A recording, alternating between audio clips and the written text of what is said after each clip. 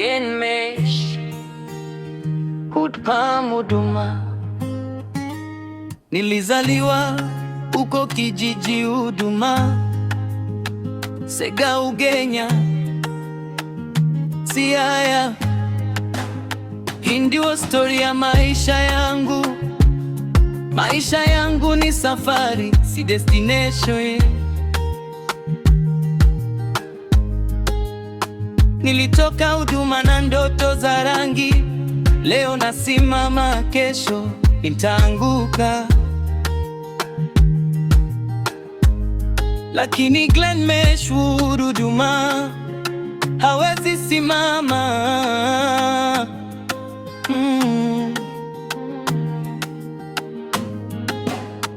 Maisha yangu ni safari, si destination. Mungu akiwa mbele, shetani hatoboi. Nilizaliwa Sega, nitakufa legend. Kwa jina la Ugenya nitainua bendera. Nilizaliwa uko kijiji Huduma, Sega, Ugenya, Siaya. Kwa nyumba ya udongo, paa ya nyasi. Baba alikuwa mwalimu, mama mboga. Tulikula ugali omena, tukashukuru Mungu. Shule nilitembea kilomita 5 Sega primary.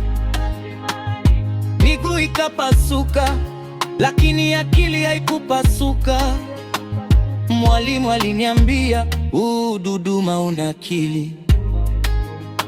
Nikajua sitakuwa wa kawaida, lazima nitoboe. Walinicheka nikisema nataka kuimba.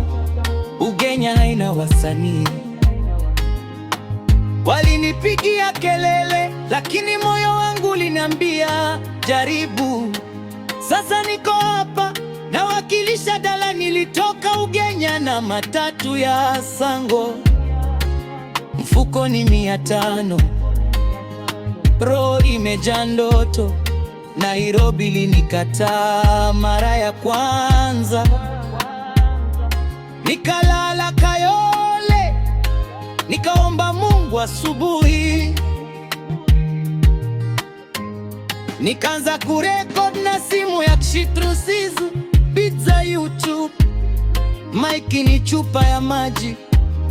Wase wa Kitale waliniambia wacha. Wase wa Siaya wakanishawishi njoo Ugenya. Jo Ugenya mko wapi? Jo Sega mko wapi? Mwenye ametoka mashanani apige kelele Huduma.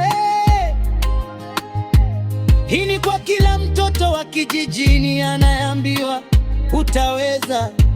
Glenmesh Huduma anasema tutotoboa. Siku moja nitajenga studio Sega. Watoto wa Ugenya George warekod bure. Nitainua Siranga Beach iwe kama Diani. Watalii waje wasikie bongo ya Ugenya. Mama yangu atanunuliwa gari, baba tastaafu na heshima. Jina Huduma litatajwa radio dunia nzima. Kwa sababu kijana wa Dala alikataa kukata tamaa. Maisha yangu ni safari. Nilizaliwa Huduma, Sega, Ugenya, Siaya. Lakini hadithi yangu haijaisha.